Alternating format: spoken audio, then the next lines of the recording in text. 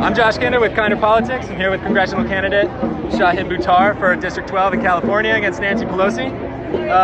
Why do you think it's so important for us to come out here and protest and organize?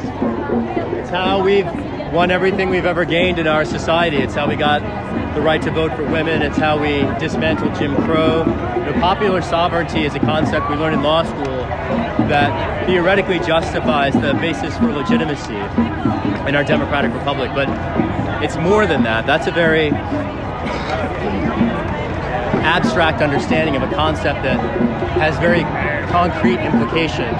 Popular sovereignty is the solution to our compounding constitutional crises. It's the idea of connecting with your neighbors. It's the idea of learning what you have in common, what you share in common by way of values and concerns, and finding ways to act on those values and concerns. Protesting is just a piece of the puzzle. In my mind, the smaller the group, the more frequent the action, the more powerful, right? I mean, here we're all coming together, and that's important. The work that all these people are doing in our respective capacities and our individual and small group projects, I think that is even more important, right? And I'm always impressed in these spaces, both, it's a media opportunity, it's an organizing opportunity, because you meet hordes of other people who have the same concerns, and these are celebratory opportunities. One of the things we're doing today is not only mourning the extinction of species that have already happened and bemoaning the climate crisis, but we're also celebrating the resistance and breathing into being the new future that we all want to create. And that's what we do when we come together in these spaces. 100%. I think of this acts of co-creation. Yeah. So I take it you're in support of protesting, and that something like that definitely needs to happen on the regular. Yeah, my first political acts were protests, particularly of Bush's invasion of Iraq. I was part of the nonviolent resistance that laid siege to San Francisco for 36 hours. The morning, I should say, that Bush invaded. The morning after the night that Bush invaded, I helped shut down a Lockheed Martin facility, organized a protest with 5,000 people. That was a few weeks after the invasion. And I've been, very much of the direct action, intersectional justice community ever since. I was one of the spokespeople for the counter-inaugural demonstrations in 2005, challenging Bush's second selection to be in the White House. And, I've never left the street. I've done light brigade actions at the White House, banner drops outside the NSA. I think a protest is protest in its litany of creative ways it can emerge. My favorite kinds are speak-outs, poetry speak-outs. I organize collectives of politicized poets in different cities, and those are protests that are creative, that are expressive, and the expressive opportunity in protest is the point I'm trying to get at. Yeah, that's awesome. Yeah, and in a system that has no space for our values, that's how we have to force our values onto a system that doesn't want them. Yeah.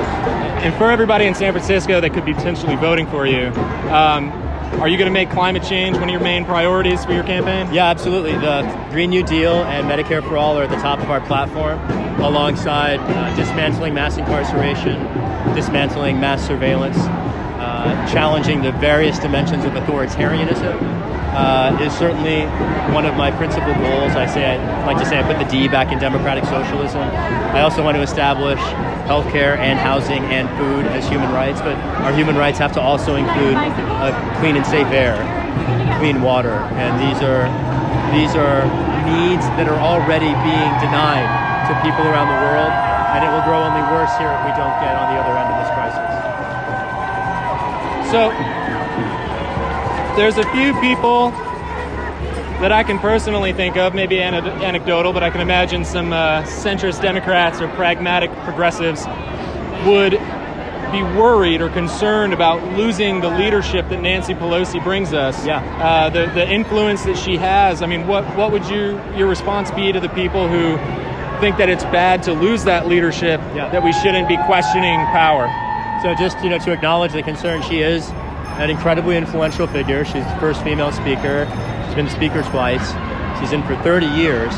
And I just want to acknowledge the legitimacy of the issue. To unpack, 100%, yeah. To unpack it, though, we're here for the climate crisis. One of the most severe aspects of environmental racism that we have here in San Francisco is in Hunters Point, African-American enclave in the southeastern corner of the city, that is the site of a toxic waste dump where the Navy operated a shipyard for years, dumped toxic waste. It's now a Superfund cleanup site. It's also a site where the city aims to build a bunch of housing. And it's an area of the city where the cancer rates are through the roof. And it would be great if Hunters Point had a powerful member of Congress that was willing to go to bat for it. But even though Nancy Pelosi represents the entire city, including Hunters Point, she hasn't passed legislation. There hasn't been oversight. There haven't even been, as far as I know, meaningful constituent services to chase down how to deal with this issue. There's a corporate cleanup there with repeated instances of fraud. And at the end of the day, the concern is in the abstract, and I look at the concrete. And Pelosi has a lot of influence.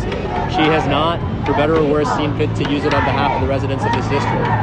An even more compelling example of that I would just share is affordable housing. So the federal government used to invest billions of dollars, still does on the tune of $3 billion, but it was 4 times that 30 years ago, 40 years ago. And that the collapse of federal spending on affordable housing has happened largely on Speaker Pelosi's watch. And it's not like we haven't had the money. The spending on the military has grown dramatically in the same time period. And frankly, dramatically outpaced the decline in spending on affordable housing. So all of that is to concede that Nancy Pelosi has a lot of influence. She is a master legislator. She just doesn't seem to be a master legislator on behalf of the people of her district. And that's exactly why I'm running. That's a great answer. Thank you so much for talking with me a little bit. Right on. Thanks, and, Rob. yeah. Always going to be with you. Same.